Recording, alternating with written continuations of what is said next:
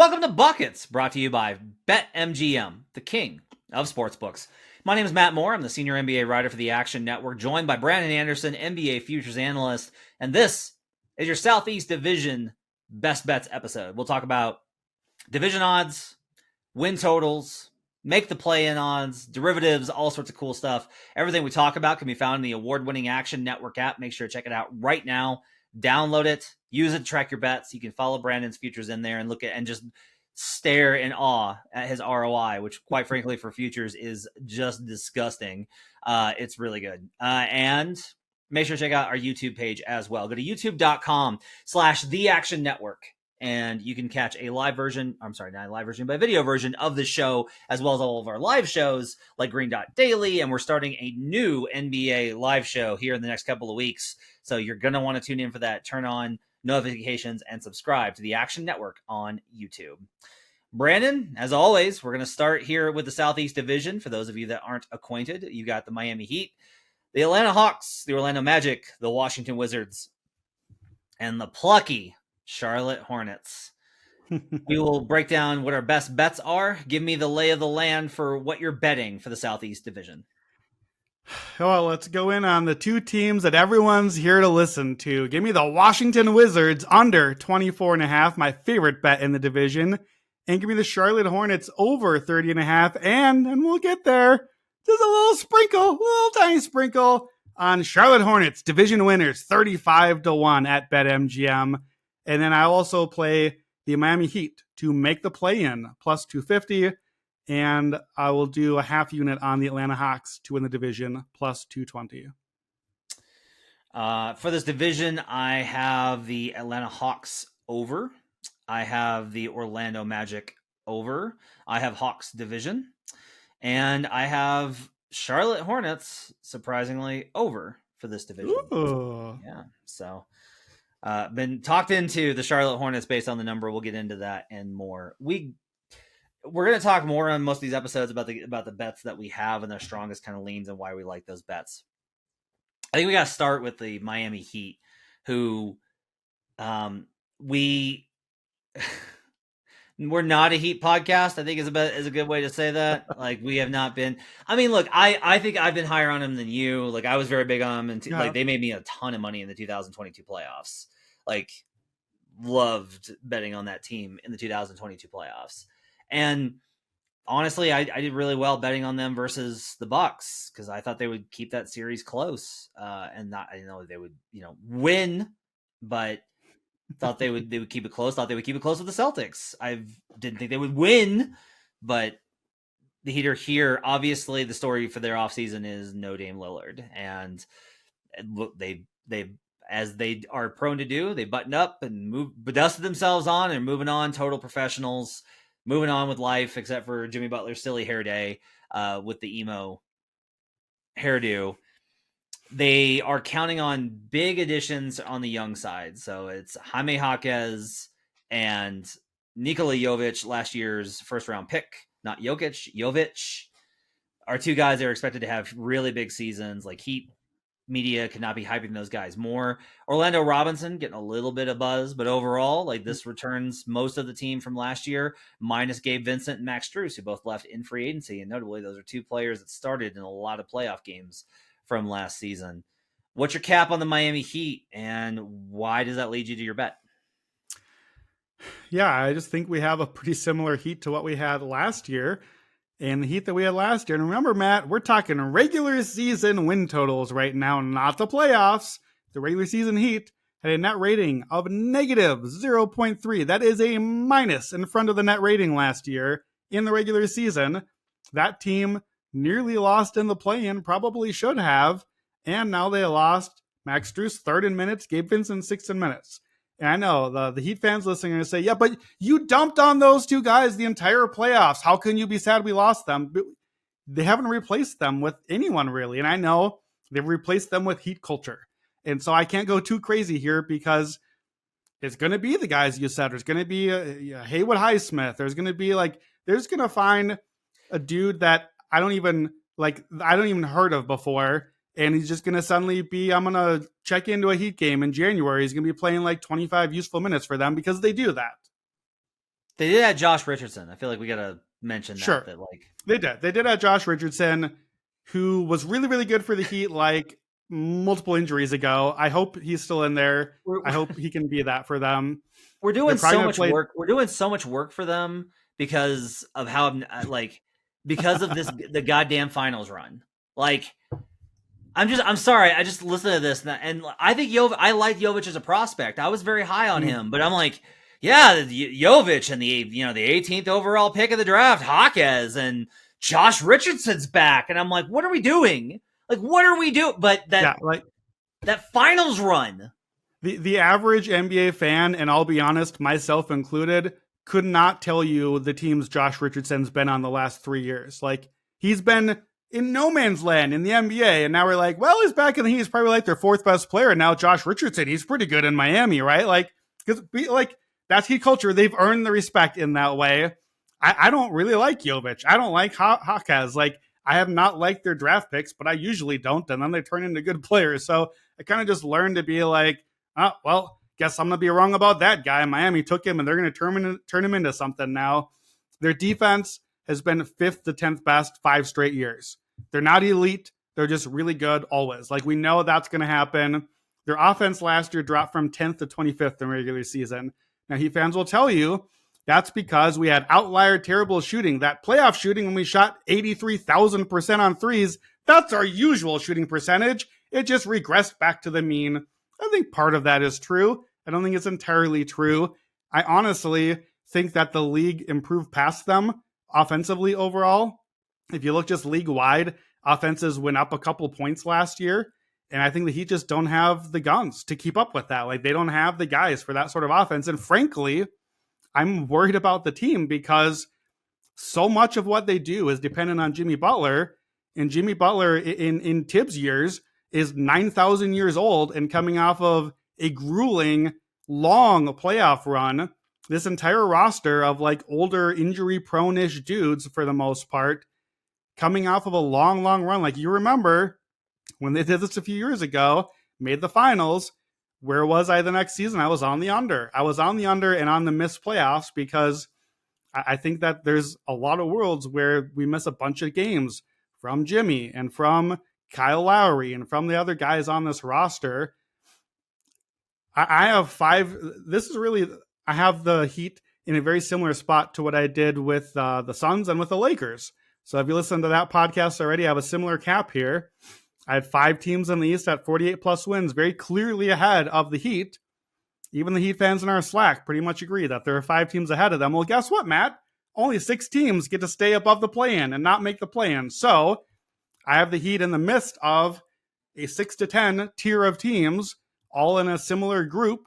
So I have to like the play-in odds at plus 250. Like, if I'm right about that tier, I have a 4 to 5 chance of them landing in the play-in by like a game or two. And if not, if they're even close there, I can probably hedge out late in the season. You can bet the over-under seeding on the Heat. It's 5.5 at even odds, basically. Why in the world would I play over 5.5 at even odds when I can play one spot lower in the play-in at plus 250? I realize part of it is, like we talked about on the last podcast, I could lose the bet by being too right. The Heat finish like 11 seed or lower and fall out.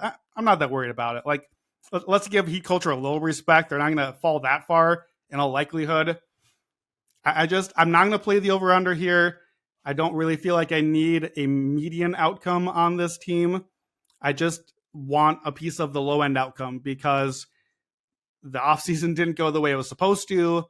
This is not a team that I've believed in the regular season for years in a row now. The Heat have won 45 games only once in 7 seasons. So I just don't like their chances of having a big regular season. And I will play the play-in odds at plus 250. It's a stay away from me entirely. I lean under. Heat fans are like, that wasn't who we were last year. Somebody in our Slack prop on was like they were the most injured team last year, and like all of us piled on with like, here are all the teams with substantially worse injury luck last season. But like, they did have injuries, and I would agree that like their offense was so bad. That's not indicative of who they are. They are not 45%, which is what they shot versus the Celtics and the Bucks. It's not who they are from three. Yeah, nobody is that, it turns out. No one in NBA history is that. Not prime Warriors. So that's not who they are. But they're probably better. And they got internal development on some of these young guys and stuff. I didn't even dock them. I bumped them based off of, okay, your regular season last year is probably not indicative of who you are. So I gave them a 1.7 bump, and I still only have them at 43 wins. So, like, from a projection standpoint, it's screaming, like, why aren't you betting the under? Like, you gave them an adjustment, and they're still 3 wins under this. You gave them a bump when they lost 2 starters. Why aren't you betting it? And the answer is because I don't really truly understand what this team is going to be or what it was last year. I don't understand. Like, I just don't have like a good grasp on it. I know the players, I know the schemes, I've watched Spo, I know all these things.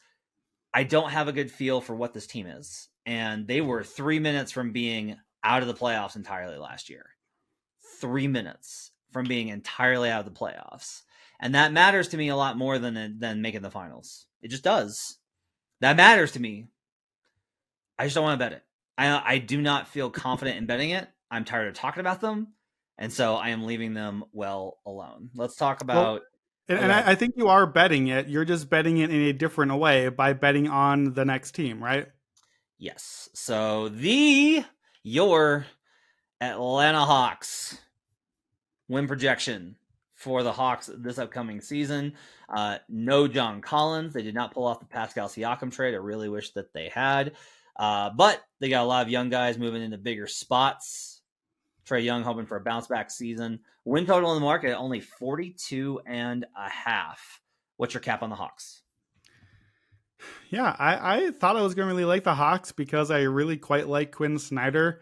And I sort of feel like that win total number is just about right for them. I have them at 39 to 44 wins. So it's basically like right in the middle of my range, which makes this a stay away on the over-under. I have Atlanta 6th on offense, 22nd on defense. Who do they compare to? All the other Hawks teams. Like, we can know what this team is because we know the Trae Young. How many bad defense, good offense teams do you have? Like, do you have 15 teams that are bottom 10 in defense, Brandon? No, we just have tried for 3 weeks to get to these podcasts and then done all of those sort of teams all in a row. That's all that's happening. So I did a little bit of a deep dive on what happened when Quinn Snyder came over last year. We got 21 games from that. Here's what I found through the numbers. So under Quinn Snyder, 21 games, the offense was awesome. The offense jumped from 114 to 119 offensive rating. The cost is that the defense actually was way worse. They dropped from 114 to 118, which is horrendous defensive rating. So they basically exiled John Collins. He wasn't doing much. So I don't really think that counts as a loss to this team, which is not a thing that I do that often, but he wasn't really doing anything under Quinn. They didn't really lose much. One thing they did do is they added Saddiq Bey right about the same time they got Quinn Snyder, and Saddiq Bey was awesome for them. Yep. He really ignited the bench offense, and I think that the offense under Quinn was more egalitarian. Like Trae Young and DeJounte were doing a little bit less in more efficient ways. And Saddiq was doing stuff. And Okongwu was his points, his rebounds, offensively, especially his blocks all went up. I think he's a guy that's going to take another big step forward this year. He's probably going to get a big contract extension soon. Bogdan Bogdanovic was much better. Jalen Johnson is a guy that kind of came around a lot under Quinn last year. Atlanta has, for the last 3 years, top 8 offense, bottom 10 defense. Like you always say, what's the thing that can improve with coaching is defense. I don't love the personnel here. I really like Okongwu. I like Capella enough. I like the centers on the team. You still got Trae at the top. Hopefully DeJounte can fit a little better and come out with some of his defense. That was really disappointing last year, but I want to like the over here because the offense is going to be good. Trae Young's offense, quite frankly, is underrated at this point. Like, he's really, really good for what he is in the regular season. And there's enough else on the team. It's a pretty deep team. Quinn Snyder is a top 10, maybe trending top 5 coach, I think. So I'm in a weird spot where my numbers actually say under. I say under on my where am I at? Just barely, but pass.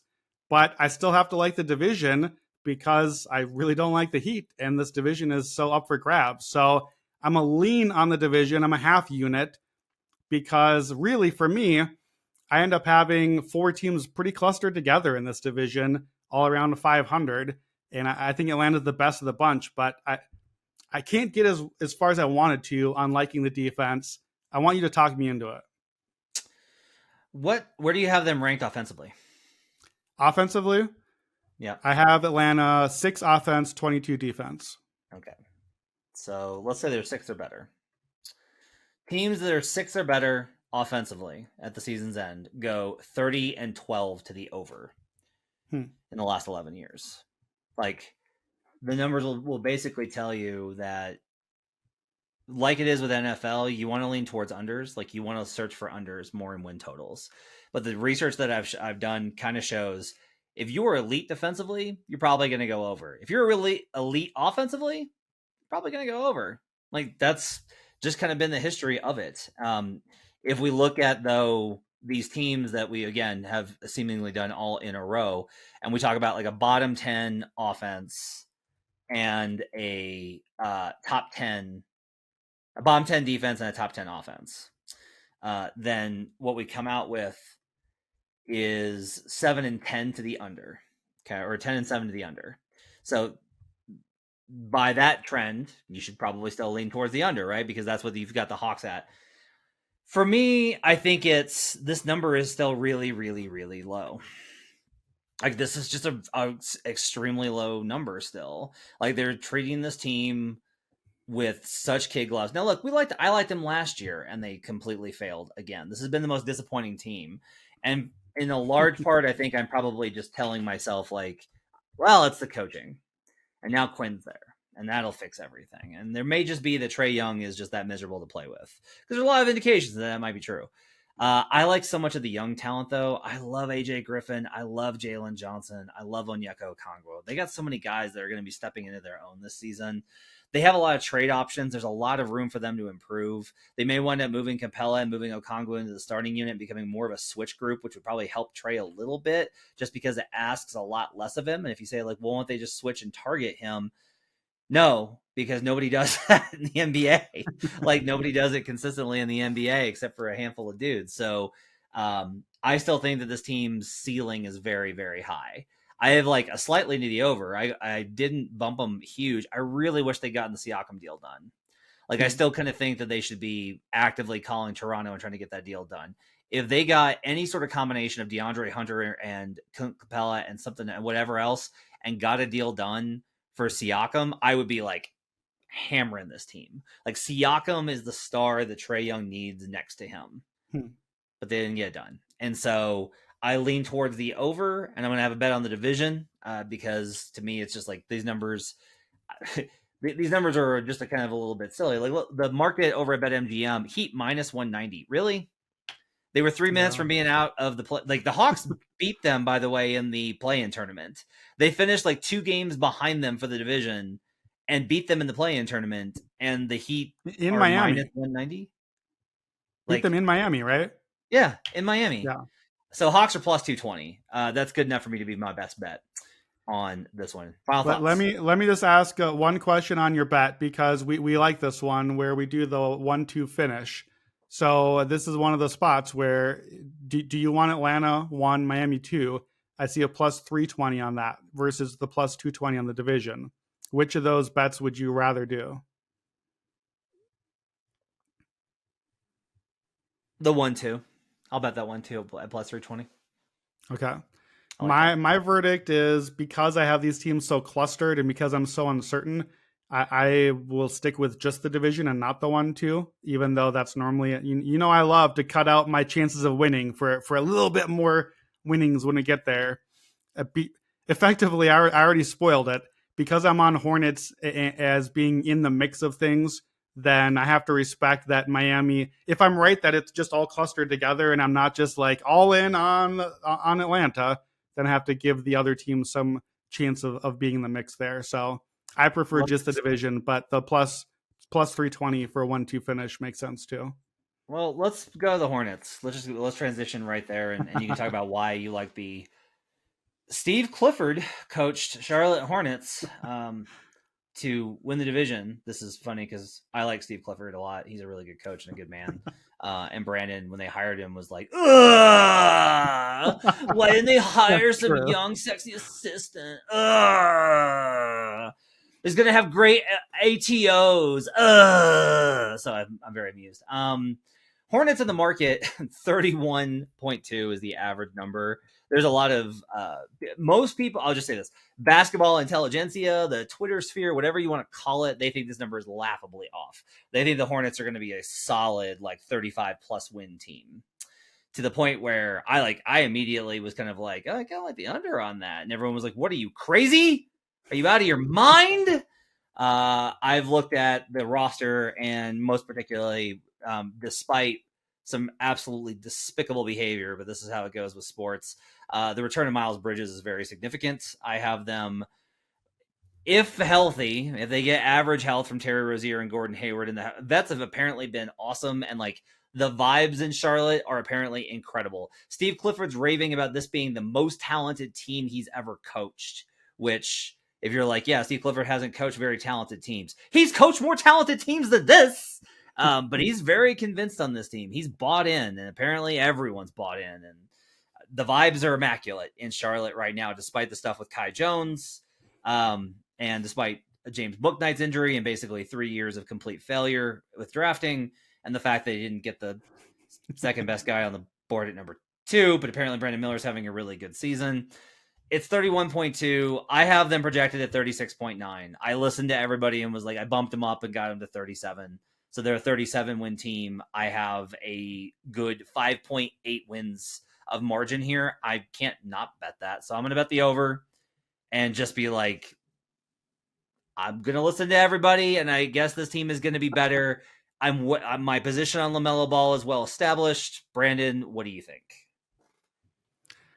I mean, what's hilarious is I pretty much just agree with all of that logic. Like, I don't have any super strong that the Hornets are amazing team feeling. My position on them has dropped a little bit from where I believed a little more earlier in the summer, but I just think the number is wrong. I think the number, it's a bad number. And honestly, it was 29.5 for much of the summer. It's finally starting to raise. There's still a 30.5, so I will bet the over 30.5.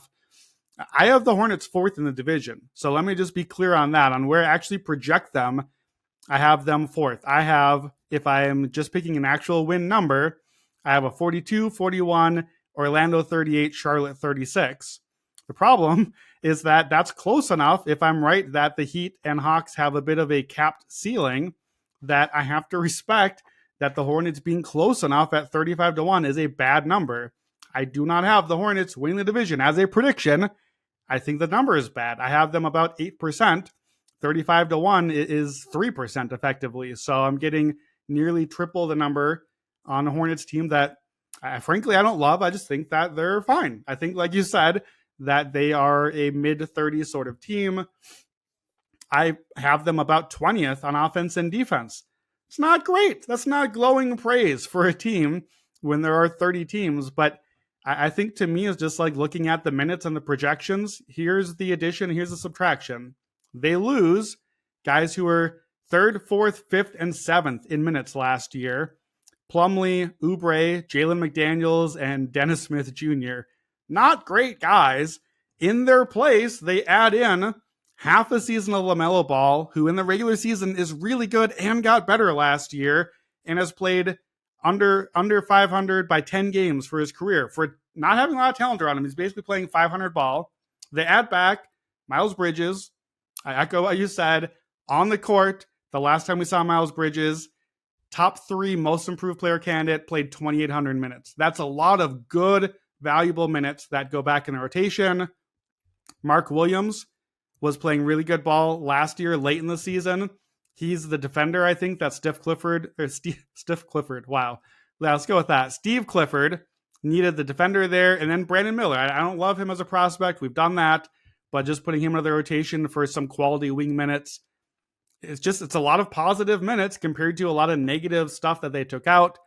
Last year, they were dead last in offensive rating. The previous year, they were 9th. They were 9th in offensive rating when they had LaMelo and had Miles on the team. So I don't have them 9th. I have them 19th. I have them somewhere in the middle. But Why can't they get towards top half? Defensively, I don't think they'd be great, but can they just be not terrible? Last 3 years, they finished between 18th and 23rd. That's right where I have them here. They're going to be fine with Mark Williams, with Steve Clifford. There's a floor there.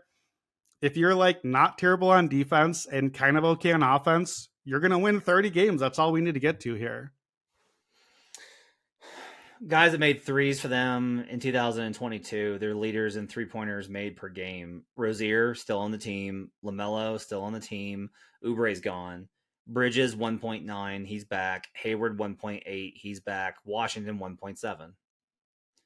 So, like, that's 1, 2, 3, 4, 5, 6. 5 of their 6 top three-point shooters from 2022 are back. I think it's just for me, they are very young. Like, this is still like a really ridiculously young team. If you look at it, they've got 1, 2, 3, 4, 5 guys, including Dennis Smith Jr. that have played. I'm sorry, that's last year's. They have 1, 2, 3, 4 guys that have played more than 4 seasons. It's Hayward, Rozier, Frank Ntilikina, who Steve Clifford has called the best perimeter defender in camp. No, that checks and out. On the team. And Edmund Sumner. Not a lot of competition there, to be fair. Yeah, Edmund Sumner. So I have a question. Where do you have them projected for wins? So I have their win range at 32 to 38. So basically about what you said, just kind of like in the mid 30s, not a huge number. Let me give you a pitch here. I'm going to do an NBA Shark Tank for you. By the way, the Hornets, till last year with all the injuries, had been over 4 straight seasons. Here's my pitch. We got a team with a defense first coach who is not one of my favorites usually, but is a pretty high floor regular season sort of guy. We've got not a lot of great defenders, but enough. We've got a point guard who's young, who's still developing, still kind of hitting toward his prime, who likes to run. This team could be out in transition. There's a lot of youth, a lot of young talent. They should be pretty healthy. They're in a winnable division with a bunch of other teams that are not as healthy. I present to you this year's Sacramento Kings, the Charlotte Hornets. Okay. If you want to go in on the Hornets, I will say this. 40 plus wins for them is plus 550. You can go the Brandon route of, is it 35 to 1 for the division? 35 to 1, just a sprinkle. That's like a quarter unit play. Now, like, what's nice about that is you could literally maybe hit that with 39 wins. If everyone in the division is just garbage, maybe that's like, this is the year where there's actually a division team that doesn't make the playoffs, but they win. That's what I was just going to say. I did not check this before, but I got to look and see if BetMGM or another book would allow me to parlay the Charlotte Hornets to win the division and the Charlotte Hornets to miss the playoffs. I want that parlay because that's got to be some ludicrously long number. I will tweet it out if I find it, or feel free to tweet me if you find it. I think I'm going to do an escalator on that. I can't believe I'm doing this. I can't believe. Yes, welcome. Because, like, look, the 40 plus wins is 550. 45 plus wins is 13 to 1. So, like, if you're right and they're like the Kings, why not escalate it? Like, okay, but I think skip the 45 plus. Let me put it differently. The right escalator is the division 35 to 1 because in what world do they win 45 plus and didn't win this division? We're really afraid of the other teams? One where Miami just gets its shit together and looks more like the 2022 team, and they win 47 wins, 48 wins. Yeah, all right, that's like fair. I will say, like, because we talked about the parlay thing so much, I like keeping this to, I'm just focused on this team's performance. Okay. Right? I don't have to worry about Miami or Atlanta or Orlando. I don't have to worry about any of this. Like, that's fair. I will just tell you that it would be, I would not be doing my job as a co-host to at least not encourage you to also play the plus 3,500 division. If you're going to escalate, you got to go full escalator. No, let me give you Let me give you a mini escalator. If you're listening to this and you're like, all right, these guys are crazy. The Hornets are not winning 45. Guess what? We agree with you. They're probably not going to win 45. Right. Here's one that I started with on. This was my first best bet on the Hornets. You can bet exact division finish, third place, plus 300. That bet is they beat Washington and one other team. Who is it? I don't know. Maybe it's the Magic by a game or two who I have in a similar range. Maybe the Hawks just kind of fall apart. I doubt it. They're the team. Maybe the Heat guys get too injured. Could they finish third place? I wanted to thread the needle on that. That is like the goofiest inside straight draw parlay to try to go exactly in the middle on this team. If you like what we're saying about the Hornets and you want to bet the over and then like just a tiny little escalator, like, all right, I believe in the Hornets enough to beat one other non-Wizards team in this bad division. There you go. Third place, plus 300. Charlotte 1, Miami 2 is 45-1. Charlotte I looked at these. I looked at the Charlotte, Atlanta's. Yeah, if you like Charlotte enough, that's probably the real escalators of the 1-2s also. I think I'm just going to bet a bunch of these. I think I'm going to bet a bunch of these. God, I can't believe I'm doing this. Oh my God. But here's the thing is to me, I'm actually like this bet better. That the fact that I don't like this team that much, it makes me, at least it makes me feel smart, right? Where it's like, look, I may get to the end of it and be like, this is dumb, but I'm only betting long shots. I'm not like hammering a minus 130, right? I'm not even hammering a plus 115. This is literally just like, look, if the market's wrong, the market's way wrong. And if the market's way wrong, the capacity here is for them to be able to hit these. You have anything else? Closing thoughts? No, let's do the Magic because they're the other team in this range, and I know you like them, so I want to hear the case. Yeah, so I was, again, another team that I was very much I was interested in the concept of maybe going back the other way, thinking that they had kind of jumped too much. But the win total in the market is 36.8. That's essentially 36.5 in the market. There's some 37s and 37.5. I have them projected at 39.7. I have them just under 40 wins, and that feels very right to me. I haven't given them a substantial upgrade over last season. I have them about a little under a point better than last season, and that's almost entirely built on regular season internal year-over-year internal development. Paolo Banchero with a full year under his belt. Franz Wagner with a full year under his belt, 2 years now, having this young core really having time. Markelle Fultz not going to miss the beginning of the season when they were so bad to start the start of last season. Now there's some concern, I think, about what the chemistry is going to be like with the Magic because they are in. Fultz wants a contract extension, league sources have indicated, and that's still a touchy subject. They add Anthony Black in the draft, who everyone's very high on and has a lot of optimism about what he's going to look like for this team. They add a veteran in Joe Ingles, who I thought that was a weird decision, but it's at least a little bit interesting. That second unit's going to has a little bit more of the guys that a little bit more veteran savvy with Gary Harris and Joe Ingles on it. And then you got a starting unit that I just really like. Fultz, Suggs, Wagner, Wendell Carter Jr. and Paolo. That's just a really good starting unit in terms of the defense, offense balance. It's going to take a little bit of 3-point regression. This team's offense is still going to be terrible, which is, I'm sure, one of the reasons why you're not going to be on them. But I still think this defense, I was pretty impressed with the coaching last year. And I think that they're going to continue to kind of improve. There's a lot of signs that kind of point to them being at least internally improved. I don't think this is a 500 team, but I think that they're a team that has taken the very slow route. They have tried to get a big point guard upgrade. If there is one in season, they'll make a swing at it. They would like a big point guard upgrade. But for me, when I look at this team, a lot had to go wrong for them last year, and they breezed over their total last year. And this number is still too low by, I think, a considerable margin. So I like the over on the Orlando Magic. That's a full bet for you on them? Full bet on me. Well, not a full 5-unit play. It's probably going to be 3 units for me. Okay. Yeah, they're a pass for me. I just think this is probably, for me, this is one of the most well-set lines on the board. Look at me, praising the books for setting accurate lines, a thing that I have done now. I like the Magic. Honestly, I want to watch them. I think they're going to be a fun team. I want to see Franz and Paolo play. You pretty much kind of summed up where I'm at on them. I like Jamal Mosley. I think they are a well-coached team. They started 5-20 last year. They finished 29-28 after that. So we've already seen them play 500 ball for the majority of a season. The defense, I think, will be fine. Will be like around league average, which is good for a young team. The offense is why I can't get there, like you suggested. Their bottom 5 offensive rating 3 years in a row.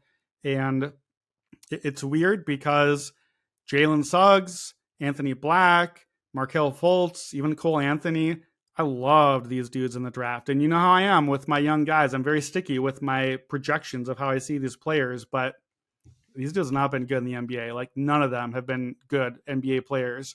And offense requires guards to do stuff. And I know Paolo and Franz are going to have the ball a lot, even Wendell Carter Jr. a little bit, but there's a reason that they keep finishing bottom 5 on offense. And like, coaching can't just magically fix that. So I think it's a good team. I think they'll try hard every night. I think they're going to be in the play-in mix. I believe I have them like the last spot in my play-in.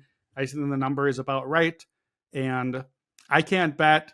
I would lean over if I had to pick a side here, but I can't bet a side when I don't trust the offense enough to get to a spot where I can really bank on them. And I have them improving.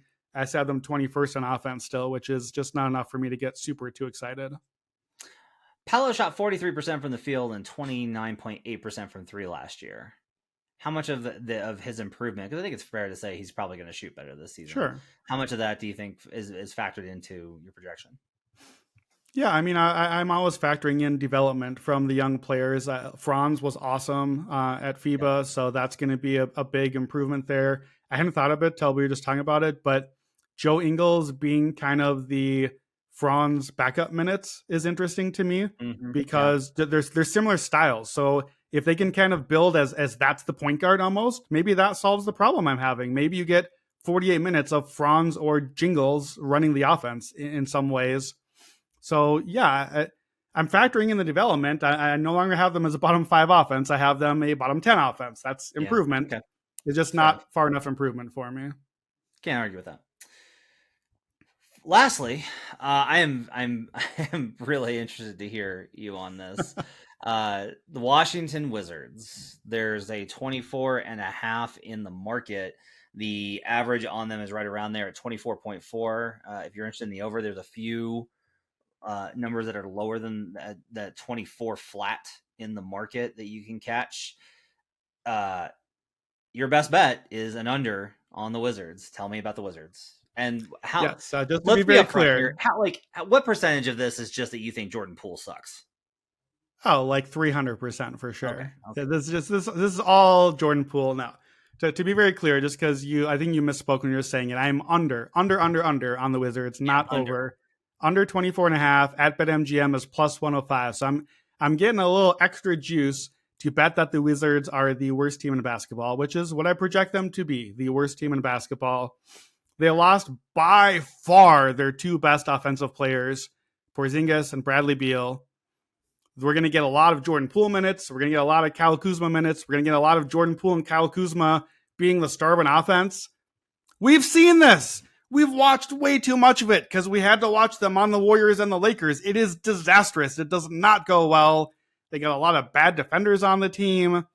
There's a lot of like dudes. Like, I recognize that the way this goes badly for me is that this kind of becomes a Jazz thing last year where it's just like, they just had like 9 NBA players on the team and they just had a bunch of like quality rotation guys. And so they won some games. Like, I can see that there.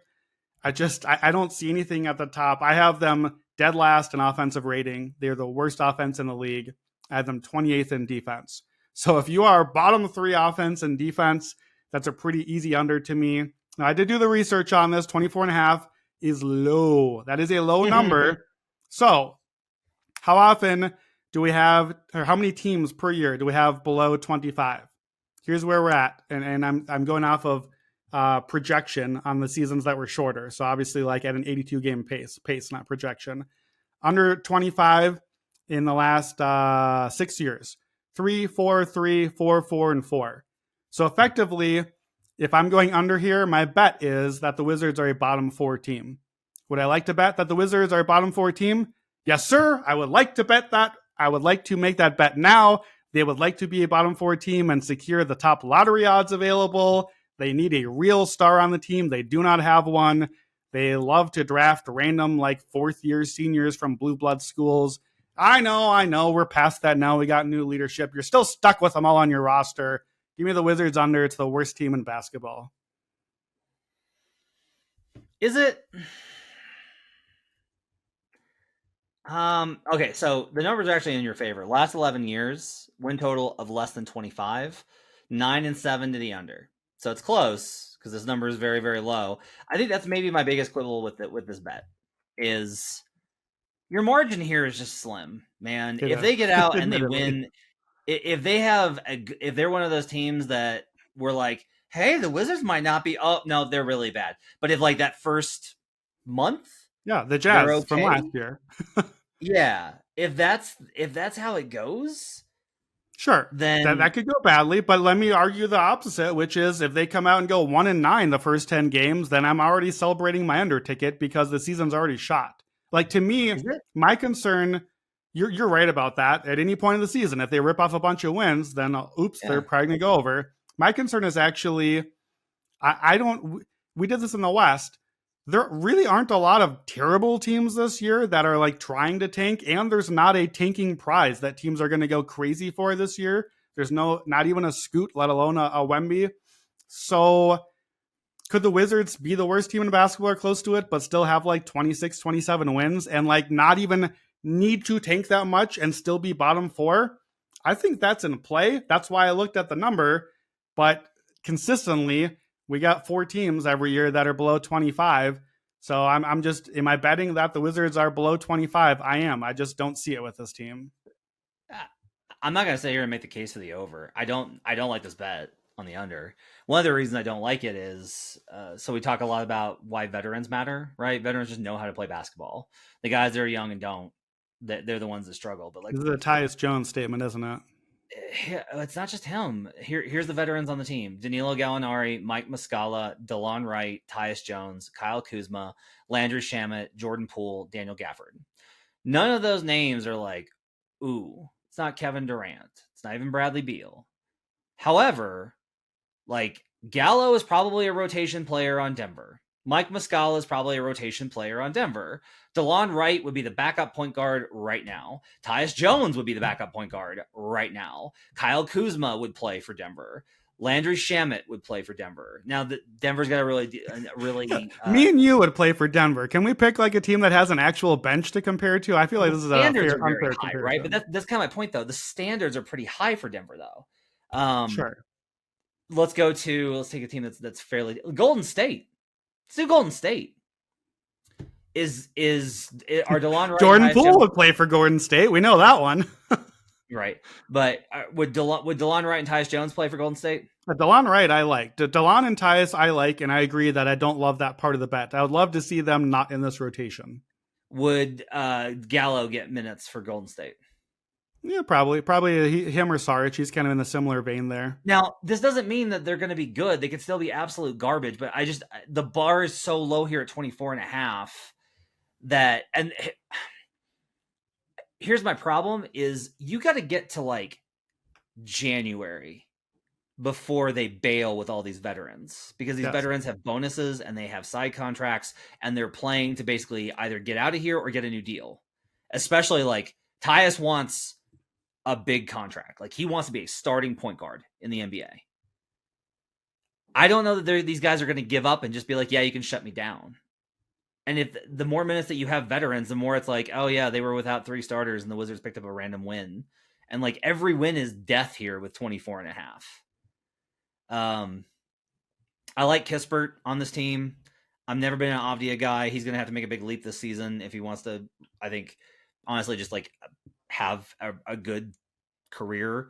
There's a lot of young dudes on this roster that will get burned for sure. I just can't get there on 24.5 for a team with Tyus, Kuzma, Poole, and DeLon. Like those 4 guys alone, I'm like, it's not a team. They're still really bad. But then the counter argument to this is probably, if we look back at the Bobcats teams, there were a lot of guys on that squad that I was like, there was like good players on those teams, and they had like one of the worst records in history. So I mean, look, I'm with you on Tyus. I'm with you on DeLon. I was going to say respectfully in this sentence, but it's not respectful. So I'm just going to acknowledge that it's not. Jordan Poole and Kyle Kuzma doing lots of stuff makes your team worse in the NBA. I'm sorry, but that's the numbers, the advanced numbers, and I disagree. So I am not going to be on board with Poole and Kuzma on the roster as being positives as to why this team is going to win stuff. Well, hang on. EPM last season, Kuzma's plus 1.6, 85th percentile. We're looking at 73rd percentile offensively and 90th percentile defensively. Kuzma's good. Okay, but you're also, though, you're and I didn't mention this with Terry Rozier. Terry Rozier went from being a quality third player on the Hornets to suddenly sucking awful as the number one player because it changes in that spot. Kyle Kuzma was the third guy, or at least the second guy, depending if Porzingis or Beal was out. And like to suddenly have to be the guy, or like to have to take a shot away from Jordan Poole, like wrest the ball out of his control and get one up every now and then. Just like it's a different role. Kyle Kuzma, absolutely yes. Kyle Kuzma could be like sixth man of the year on the Warriors or like another team. Like he could be a positive player. This is Laker. This is Laker hatred. I smell a Laker hater. That's what this is. This goes back to Kuzma's days of the Lakers. Listen, Kyle Kuzma and Jordan Poole are like the same player. We wouldn't even know who they were if they weren't on the Lakers and the Warriors. They're just like gunners that we had to pay attention to because they're on national TV every third game.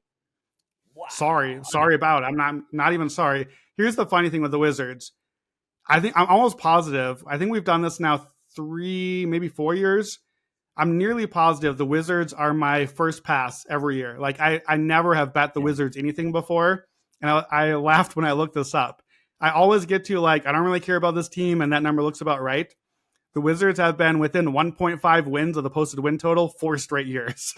So I don't know if I love that because that means that the books are usually about right with this number. And I don't know that I'm saying this team's going to win like 16 games and just be awful. I don't see that. I think we're probably going to sweat a little bit, but my numbers have them 18 to 25 wins, and 24 and a half pretty much only leaves one out on that one. So I'm just playing the numbers, playing Jordan Poole and Kyle Kuzma. Go ahead and at me, guys. I am taking the under. What number will you give me on them not to be bottom 4? I mean, I'll give you even odds because that's effectively the bet that I'm saying here. 24 and a half. There's 4 teams under that.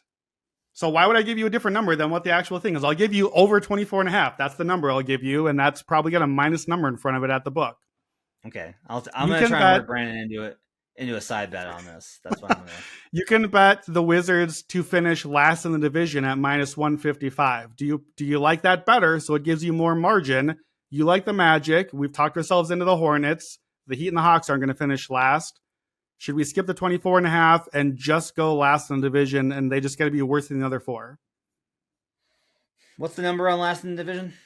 Minus 155. So 60%-ish. Jeez. It's pretty good. Yeah, I looked at that and I thought about picking that instead. Hilariously, the reason that I'm not is because it wouldn't surprise me in the least to see the Hornets just like bottom out and be just awful, and us to have to live with this the entire year. So the Hornets are my division pick and the reason why I cannot confidently pick the Wizards to finish last in the division. If that's not the sign of a terrible division, I don't know what is. Yeah. That's going to wrap it up for Buckets. Thanks for joining us. Appreciate you guys being with us. Make sure to check out youtube.com/theactionnetwork. And you can find video versions of all of our division previews. We'll be back with another episode recapping the Eastern Conference with our best bets. My thanks to David Payne, our producer. My thanks to our video team for putting these up on YouTube. We'll see you guys again next time. Till then, let's get buckets.